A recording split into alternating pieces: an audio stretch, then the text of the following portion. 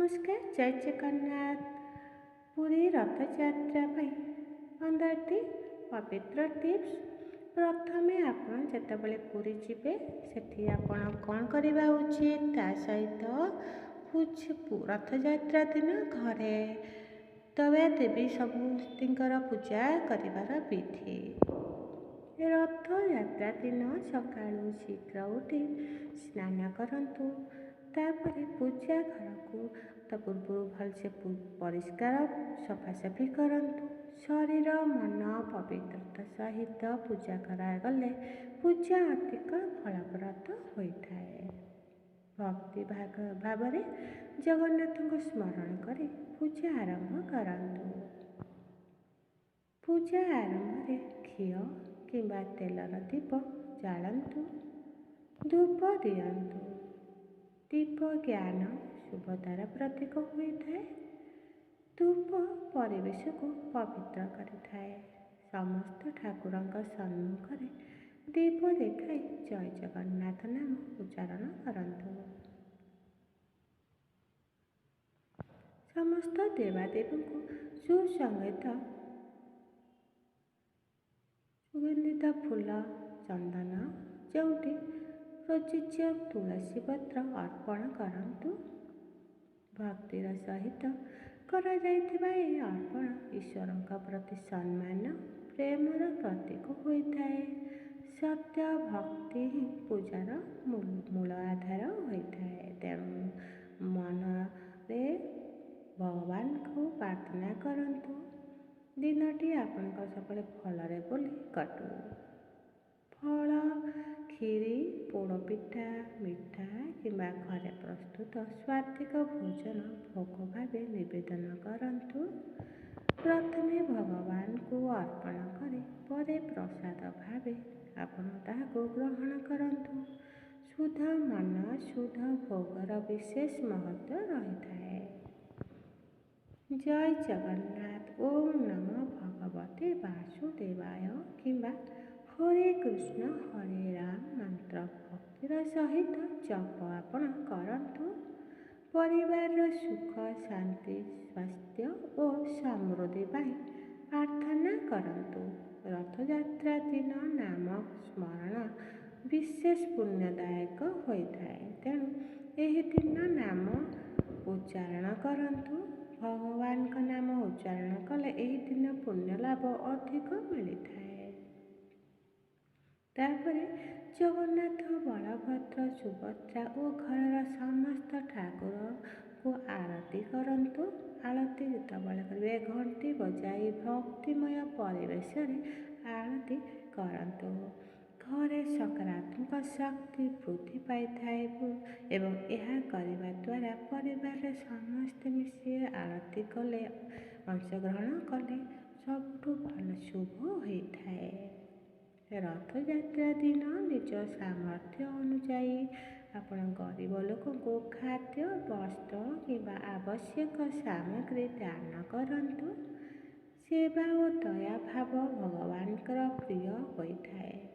ତେଣୁ ଛୋଟ ଛୋଟ ଦାନ ମଧ୍ୟ ଭକ୍ତି ଭାବରେ କଲେ ତାହା ବହୁତ ବଡ଼ ମହତ୍ଵ ରହିଥାଏ। ତେଣୁ ସର୍ବଦା ଚେଷ୍ଟା କରନ୍ତୁ ଦୁଃଖୀ ରୋଗୀମାନଙ୍କ ପାଇଁ ଦାନର କରିବା ପାଇଁ। ପୂଜା ଯେତେବେଳେ ସରିଯିବ ଶେଷରେ ଭୋଗକୁ ପ୍ରସାଦ ଭାବରେ ପରିବାର ସହିତ ଭକ୍ତିର ସହିତ ଆପଣ ଗ୍ରହଣ କରନ୍ତୁ। ପ୍ରସାଦକୁ ସମ୍ମାନ ସହିତ ବାଣ୍ଟି ଖାଇବା ଉଚିତ। ରଥଯାତ୍ରା ଦିନ ଭକ୍ତି, ଶାନ୍ତି, ସେବା ସହ ଜୀବନ ବିତାଇବା ସଂକଳ୍ପ ନେଲେ ଏହି ପବିତ୍ର ରଥଯାତ୍ରା ଦିନ ପର୍ବର ପ୍ରକୃତ ମହତ୍ଵ ସାର୍ଥକ ହୋଇଥାଏ। ପୂଜା ସମୟରେ ସମସ୍ତ ଦେବାଦେବୀଙ୍କୁ ଏକାସାଥିରେ ଭକ୍ତି ଭାବରେ ପ୍ରଣାମ କରି ଏକ ସରଳ ଉଚ୍ଚାରଣ କରନ୍ତୁ। ଓମ୍ ସର୍ବଦେବଭ୍ୟୋ ନମଃ। ଓମ୍ ସର୍ବଦେବୀଭ୍ୟୋ ନମଃ। ଜୟ ଜଗନ୍ନାଥ। ଏପରି ଉଚ୍ଚାରଣ କରି ରଥଯାତ୍ରା ଦିନ ଆପଣ ଘରେ ପୂଜା ସମାପ୍ତ କରନ୍ତୁ ଓ ତାପରେ ଯଦି ରଥଯାତ୍ରାରେ ଆପଣ ପୁରୀ ଯାଉଛନ୍ତି ସେଠି ପ୍ରଥମେ ଆପଣ କ'ଣ କରିବେ ନା ପୁରୀରେ ରଥଯାତ୍ରା ଦିନ ପହଞ୍ଚିଲେ ପ୍ରଥମେ ଶ୍ରୀ ଜଗନ୍ନାଥ, ବଳଭଦ୍ର ଓ ମା ସୁଭଦ୍ରାଙ୍କୁ ଭକ୍ତି ଭାବରେ ପ୍ରଣାମ କରନ୍ତୁ ଏବଂ ଜୟ ଜଗନ୍ନାଥ ନାମ ସ୍ମରଣ କରନ୍ତୁ। ଯଦି ଆପଣଙ୍କୁ ସୁଯୋଗ ମିଳେ ରଥ ଦର୍ଶନ କରି ଦୂରରୁ ପ୍ରାର୍ଥନା କରନ୍ତୁ। ଭିଡ଼ରେ ଶୃଙ୍ଖଳା ବଜାୟ ରଖନ୍ତୁ। ସେବାୟତ ଓ ପ୍ରଶାସନଙ୍କ ନିର୍ଦ୍ଦେଶ ସେଠି ମାନନ୍ତୁ। ପରେ ମହାପ୍ରସାଦ ଗ୍ରହଣ କରି ଦାନ ସେବା ସେଠାରେ କରନ୍ତୁ। ଦୟାକରି ଭିଡ଼ିଓଟି ଶେଷ ପର୍ଯ୍ୟନ୍ତ ଦେଖିବେ। ଭିଡ଼ିଓର ଶେଷରେ ଏକ ଭଲ ଟିପ୍ସ ଗୋଟେ ଅଛି। ଏକ ରାଶି ଜଣକ ବେଶ ରାଶିଙ୍କ ପାଇଁ ଗୋଟେ ଗୁରୁତ୍ୱପୂର୍ଣ୍ଣ ଟିପ୍ସ। ନାମ ଜପ କଲେ ରଥଯାତ୍ରା ଦର୍ଶନ ଅଧିକ ପୁଣ୍ୟଦାୟକ ହୋଇଥାଏ। ତେଣୁ ରଥଯାତ୍ରା ଦିନ ଯେତେବେଳେ ପୁରୀ ଯାଉଛନ୍ତି ସେଠି କିଛି ନିୟମ ମାନିବା ସହିତ ଏହି କେତେକ ଟିପ୍ସ ଆପଣ ଶୁଣି ରଖନ୍ତୁ। ରଥଯାତ୍ରା ସମୟରେ ଅନେକ ଭକ୍ତ ଦୂରଦୂରାନ୍ତରୁ ଆସିଥାନ୍ତି।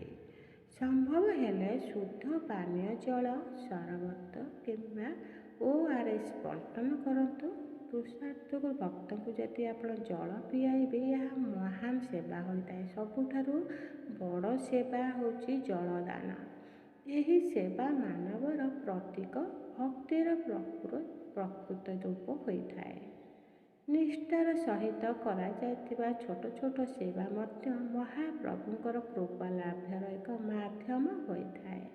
ତେଣୁ ଏହି ଦିନ ଆପଣ କିଛି କରନ୍ତୁ ନ କରନ୍ତୁ, ଯଦି ଜଳଦାନ କରୁଛନ୍ତି ଆପଣଙ୍କର ମହାପୁଣ୍ୟ ହୋଇଥାଏ। ଖାସ୍ କରି ଯଦି ଆପଣ ରଥଯାତ୍ରା ଦିନ ପୁରୀ ଯାଉଛନ୍ତି ଜଳ ବଣ୍ଟନ ନିଶ୍ଚିନ୍ତ କରନ୍ତୁ। ତାପରେ ରଥ ନିକଟରେ ପହଞ୍ଚିଲେ ଭିଡ଼ କରିବା ପରିବର୍ତ୍ତେ ଶାନ୍ତ ମନରେ ମହାପ୍ରଭୁଙ୍କୁ ପ୍ରାର୍ଥନା କରନ୍ତୁ। ନିଜ ପରିବାର, ସମାଜ ଓ ସମସ୍ତ ସୁଖ ଶାନ୍ତି ପାଇଁ ମଙ୍ଗଳ କାମନା କରନ୍ତୁ।